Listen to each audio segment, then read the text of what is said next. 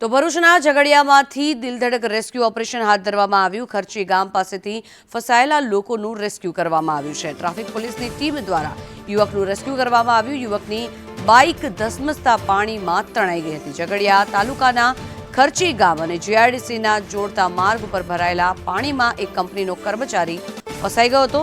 જો કે ટ્રાફિક પોલીસની ટીમ દ્વારા આ યુવકને રેસ્ક્યુ કરી સલામત રીતે બહાર કાઢવામાં આવ્યો છે। યુવક બાઇક લઈને નોકરી પર જઈ રહ્યો હતો। યુવકની બાઇક પાણીમાં ખોવાઈ ગઈ હતી। નેશનલ હાઈવેથી ખર્ચી જવાના રોડ પર વિકાસ હોટલની બાજુમાં રસ્તા પર પાણી ભરાયા છે।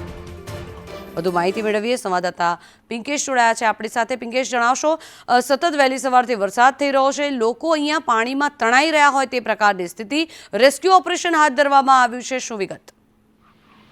જી, ચોક્કસથી જણાવી દઉં, ઝઘડિયા પંથકની અંદર વહેલી સવારથી જ ખાબકખોબ વરસાદ ખાબક્યો છે, જેના પગલે નીચાણવાળા વિસ્તારો પાણીથી તરબોળ થયા છે। જ્યારે નેશનલ હાઈવેની જો વાત કરવામાં આવે તો નેશનલ હાઈવેથી કે ઝઘડિયા તાલુકાને જોડતા ખર્ચી ગામનો એક રસ્તો છે, જ્યાંથી જીઆઈડીસી જવાનો રસ્તો મુખ્ય માર્ગ હોય છે। ત્યાં એક યુવક બાઇક લઈ અને પોતાની બાઇક લઈને નોકરી પર જતો હતો। ભારે પાણી આ રસ્તા ઉપર ફરી વળતા યુવક પાણીમાં તણાયો હતો। જ્યારે ટ્રાફિક પોલીસ દ્વારા આ યુવકનું રેસ્ક્યુ કરાયું હતું અને બાઇક યુવકની પાણીમાં તણાઈ હતી। જી, આભાર પિંકેશ સમગ્ર માહિતી બદલ।